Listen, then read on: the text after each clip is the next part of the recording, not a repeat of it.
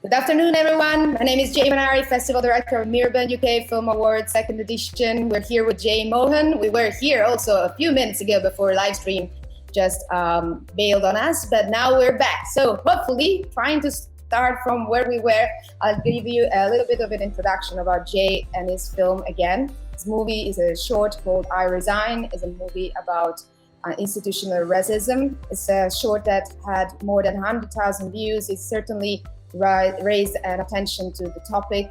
It's a hot topic that is very dear to Jay, who recently started a filmmaking career in 2018, and he had he tried to give voice to unheard situation, especially when it comes down to discrimination and racism. We're really happy to have you here, Jay. So welcome. Well, thank you so much for having me, Jay. It's a pleasure. We are here, wanted to discuss the movie with you, and particularly thanks to the director's statement. I know from you that this movie came sort of from a personal experience of a friend of yours that you heard about, and you felt touched in a way that inspired you to tell a story about a young introverted man who suffers from discrimination in his workplace. And he acts very dangerously, reacts very dangerously towards this situation. So can you share with us the story, what inspired you to tell us and make this movie? Yeah, so I would, first of all, I would say that not the entire movie is real. A lot of imagination has gone into it, but the inspiration is from some conversations I had with my close friend who is from California, who was working in a very large enterprise, and he had to go through this racial discrimination at his workplace, which we call institutional discrimination. That happens in a lot of companies which are big, like huge companies with multiple teams. And this is something which never gets discussed. So I thought probably these stories should be told. People should listen to these stories and understand that there is, things like this happening in even big enterprises. Right. And how did you feel about this topic when you made the movie? Which year was that? Where were you? I suppose from the director's statement and also from the way you were describing the story, because it's set in New York, isn't it? It is not set in New York. I am from Dallas. I live in Dallas. So I'm based. First of all, I would say that I am a software engineer. That's my real profession. And I moved to United States in 2007. I set up shop for a software development firm here. We've been doing good, and my friends are from that software engineering circle, and the stories I tell definitely has some connection to the stories which I hear from my people, my friends, my family. So moving to Dallas, I kind of got the inspiration because of a huge crowd of artists here in this place, so in 2018, that's when I thought of making this film. I wrote the story and started shooting. So I showed this with my friend. Manoj is a very close friend of mine, and he has this passion for acting. So we one day started discussing this story, and he said, "Let's make a film," and that's how it started. Right.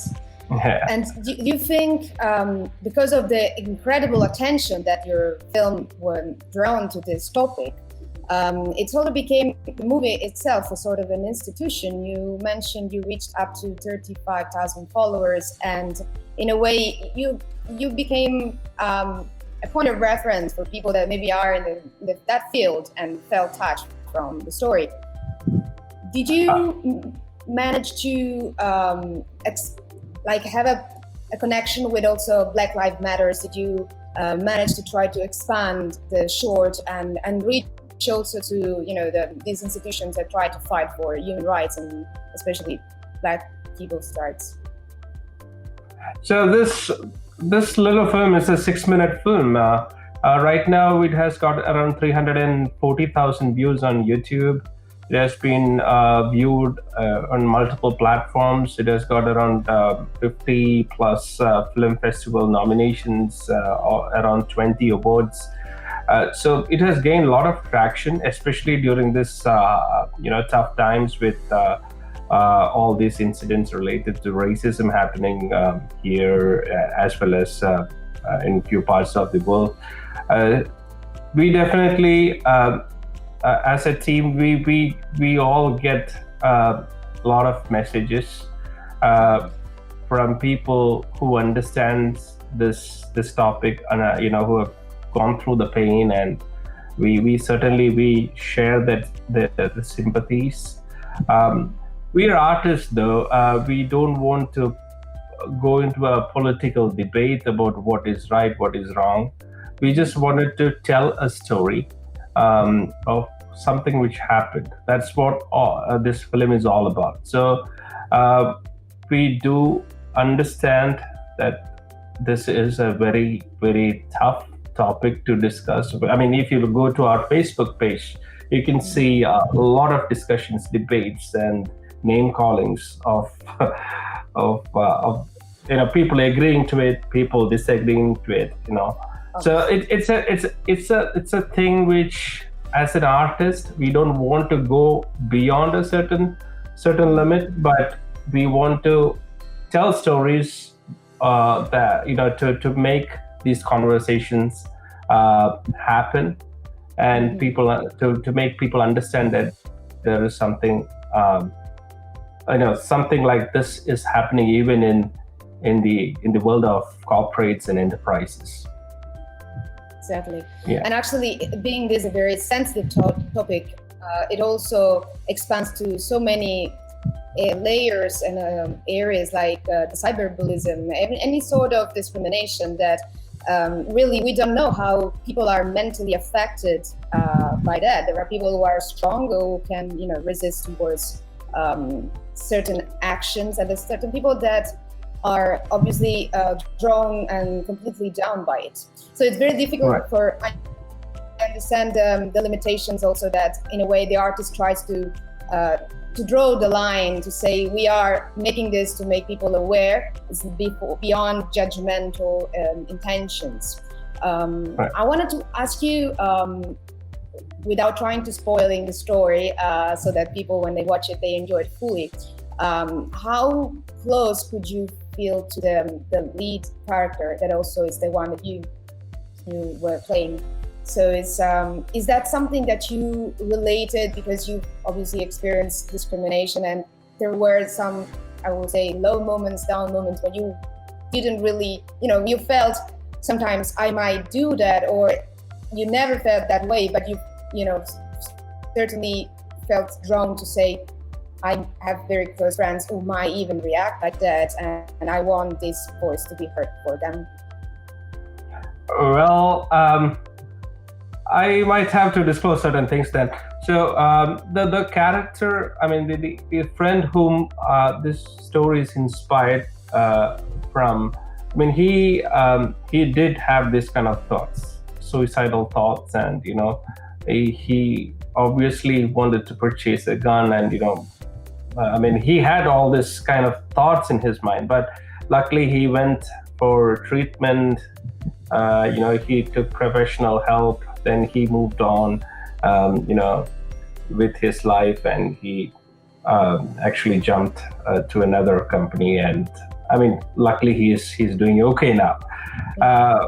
But the phase through which he went, where he was targeted by a group of people and forced to actually, I mean, they were forcing him to actually get out of that institution. Yes, okay. that place. So that phase through which he went, he had all the pain, all the kind of emotions, all the kind of thoughts in his mind, which was forcing him to take bad decisions. But luckily, nothing bad happened. It was strong enough to survive everything. Right. And I was thinking, when you were saying the decision as an artist to, in a way, stay beyond the judgment of. At the same time, it came to my mind Thomas Mann's quotation about everything is, in a way, politics. And it's, every movie, everything we do, in a way, is explaining what we think, and what we think is drawn to our actions, and it's impossible to divide that. So considering this, do you think about diversity and how we celebrate diversity today, should we have more of a critical approach? Because one easy thing to do, I believe personally, is to celebrate and say, Black Lives Matters and people of color need to be respected. And this is the leftish approach that is trying to be inclusive, but at the same time, it's creating a brand that is not often even followed by the people who are leftish.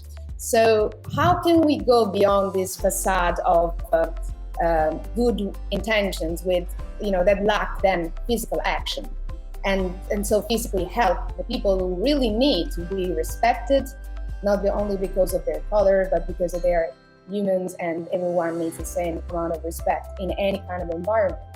So how do you think about this way we celebrate diversity today?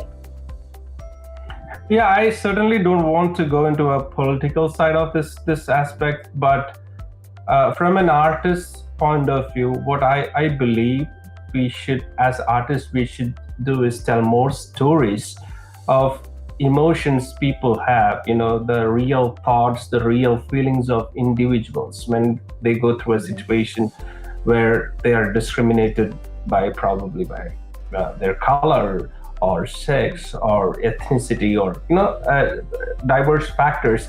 When people are segregated or when people are discriminated based on these factors, they go through tremendous levels of pain.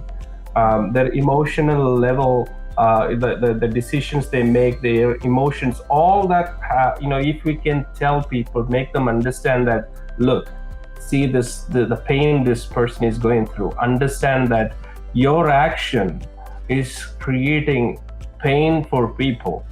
Once, if an artist can give that, give an expression to that pain and make people understand that, we all are alike when we think about pain. When pain happens, it is same for everyone. If there is a way we can give that expression to the pain and make people understand, I think our world will be a better place rather than politicizing it, going to the grassroots level of emotions.